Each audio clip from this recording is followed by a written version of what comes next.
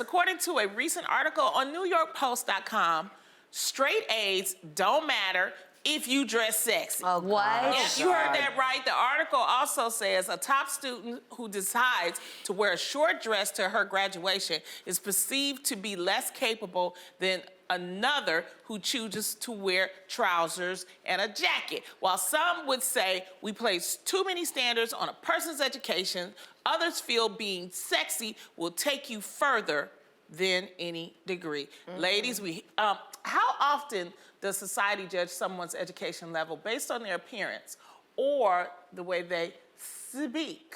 I think daily, I think all especially the for time. women. I think for women for sure.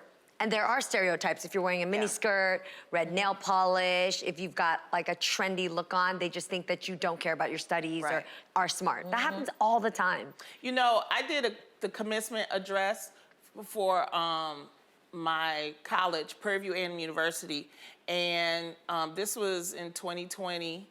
There you are. And I saw so many girls crossing the stage, and some had their hemlines up, some had them down.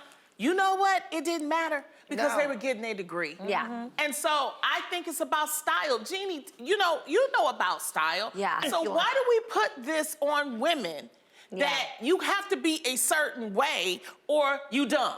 I mean, that's so unfair to women, and I'm sick of it. Yeah. Let women be what they want to be. I think it's because of stereotypes, though. I think that there absolutely are stereotypes of women who care more about their aesthetic, take good care of themselves in a grooming way, and look really on trend. So, and they're not always so scholarly. And then there's nerds. We all went to school with somebody who looks like they've got the backpack, maybe not the pocket protector, but something like that. Glasses. Even there's such dumb old school things that we still stick to. Yeah. For sure. When at the end of it all, we all know that somebody can be both.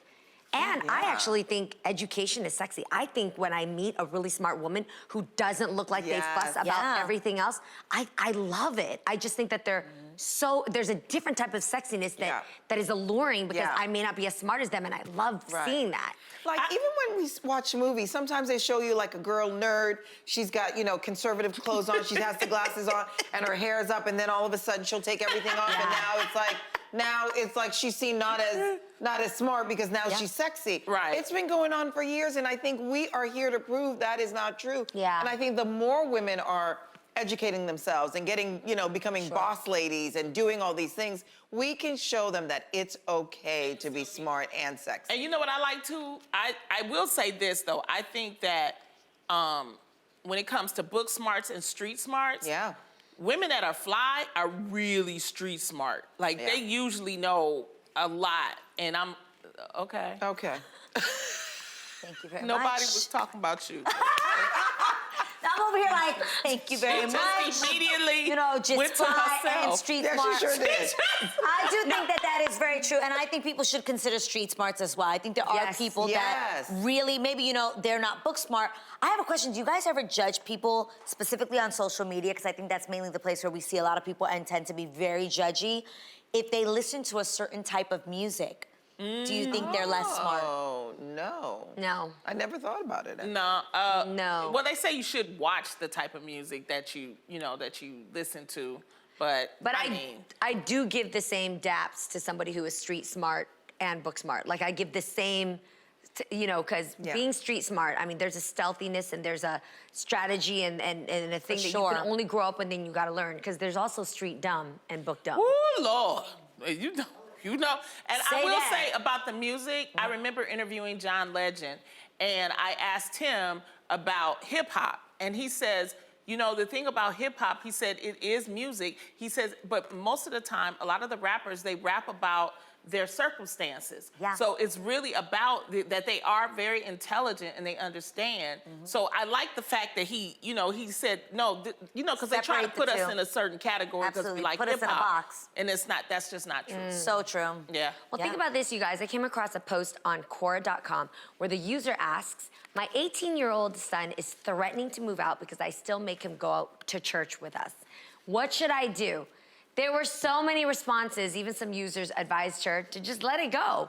I want to know, ladies, do you think a lot of parents pressure their kids into doing things that they want them to do?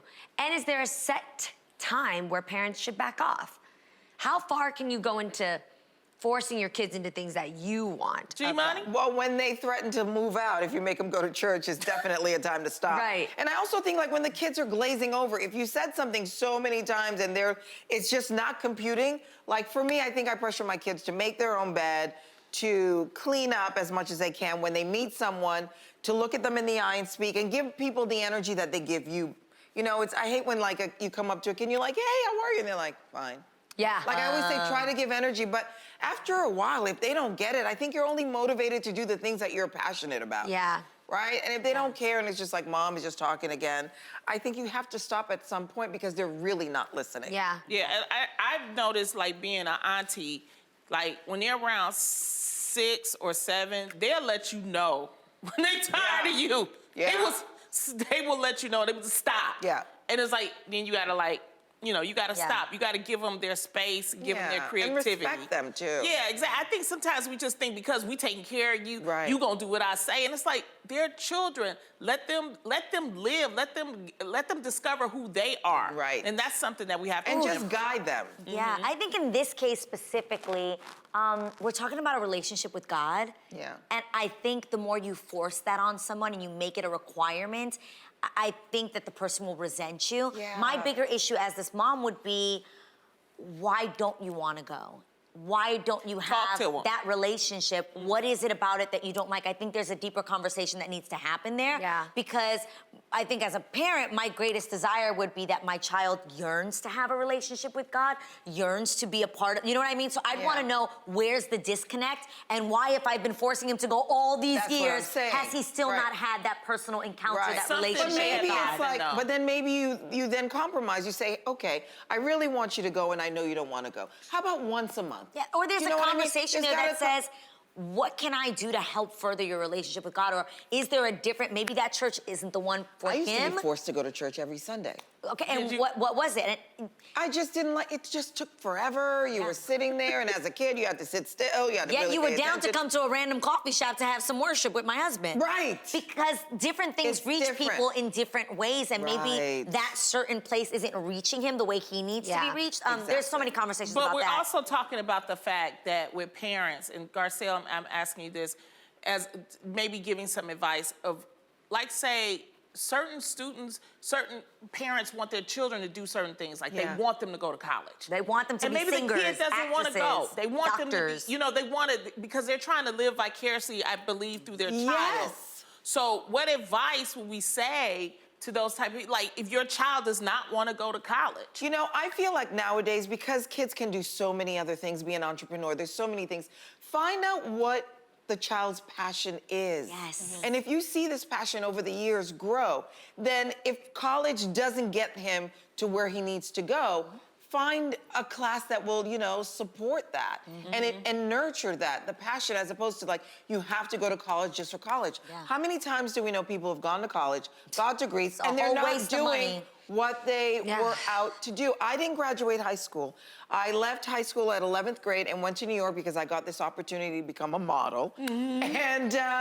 And it wasn't for me. I regret a little bit because I would have liked to have had that experience, but I don't think it's for everyone now. I think nowadays you can become so many other things without going to college unless you need the college degree for that specific profession. But I'm glad that you became a model. Jeannie, I'm so curious about you as a mom Yeah. in the sense Are you gonna of like, force your kid? Are you gonna put your kid into extracurricular activities, Yes. gymnastics, ballet, and these sorts of things? And what if they tell you they don't wanna do it anymore? Yeah. Do you allow them to quit?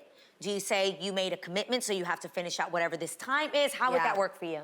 I really, really think that I'm going to be very keen on watching my kid and seeing what they pick up on and what they're good at. Like Garcelle and said, then yeah. really exercise whatever it is they're into. And I do want them to be like involved with things. I think Yeah. sports for girls. I think self-defense for girls. Yes. I wish I got Yes. into self-defense, Yes. boxing or karate. I wish I Yes. stayed with that.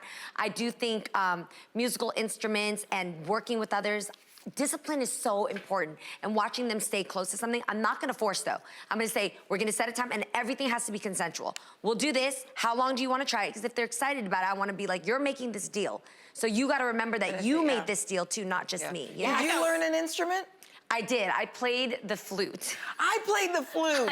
Do you remember And the accordion. all the spit that you'd have to clean out of Oh the my God. The accordion. You know I play the flute, right? I love it. But I'm with Genie in the sense of if you committed to something, I just want to Get say you an this. accordion. Commitment, an obligation, pledge, or devotion to something is- you must do or deal with that takes your time and energy. But remembering that commitment is also sticking to something even after the fact that you're excited about it. Yeah. And I think a lot of kids sometimes be like, I want to do ballet. Yeah. Then they get there, somebody else does a pirouette Right. better, and they want to quit. Yeah. Can I just We ain't say this raising one quitters. thing? What did you Yes. My mom kicked my brother out when he was like 17 years old. Don't do that to your kid. No, don't do that.